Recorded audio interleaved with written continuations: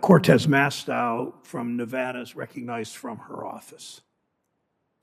Thank you, Mr. Chairman. Chairman Powell, it's good to see you again. Thank you always for taking the time to answer my calls, meet with me, answer my questions. So appreciate it. Let me start with a question that Senator Tester talked to you about, because I think it's important. We recognize, put this in perspective again. He asked you about comments about what the economy was like pre-pandemic, during the pandemic, and then after. And you actually said something I think was important, that we are still in a pandemic. And even still in the middle of this pandemic, you said earlier in your opening remarks that the economy is expanding at its fastest pace in many years, and the labor market is strong. Now, in our many conversations, you have always prioritized job growth and higher wages, especially for those who tend to earn lower salaries. And you have consistently said that the best thing any one of us can do to increase employment, raise wages, improve our supply chains, and reduce inflation is to get vaccinated, to wear masks, and follow the medical guidance to prevent the spread of COVID-19. Do you still believe that reducing COVID-19 infections will have the greatest impact on inflation, supply chains, employment participation, and wages?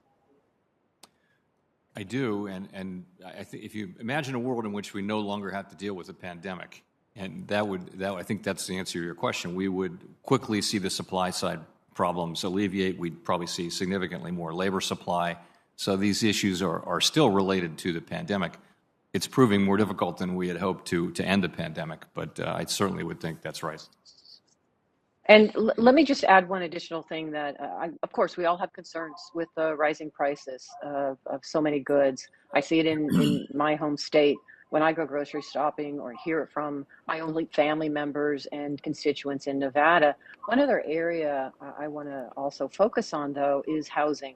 A new study from the Federal Home Loan Bank of Atlanta reported that the median American household would need 32% of its income to cover mortgage payments on a median-priced home, the most since November 2008, and home prices have climbed 18% in the past year. Now, we are short at least 3 million homes, especially affordable homes.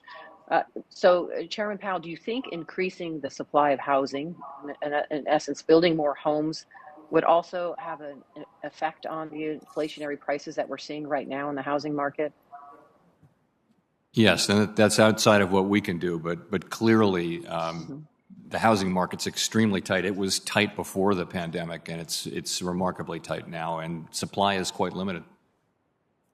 Thank you. Let me jump to another topic, which is ethics for the board of directors. I think we're all disappointed that Vice Chair Clarita did not disclose his active trading in late February 2020. You and I have had this conversation. Can you describe the changes you've made to improve the ethics guidelines and training at the Federal Reserve? Yes, I'd be glad to. So we've really made a complete change in the way we govern purchases and sales of securities by covered people, which includes all of the policymakers and senior staffers. No one can any longer buy individual stocks. In addition, if you want to sell something so people will be owning mutual funds mainly, as I already do.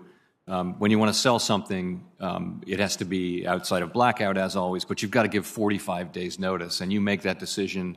You've got to clear that trade with that sale with a central body. We don't really have, because of our federated nature, we don't have a group in the center that applies these rules consistently and clearly across the whole system. We will have that now at the Board of Governors. So you'll go and you'll say, I want to sell X amount of this mutual fund.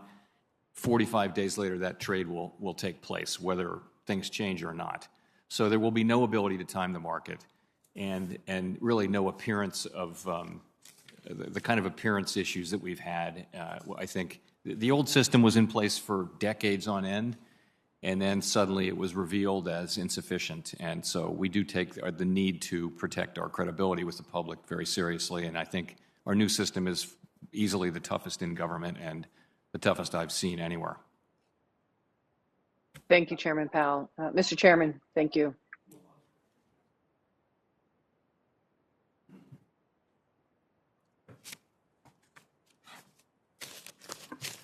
Senator Lummis from Wyoming is recognized. Thank you, Mr.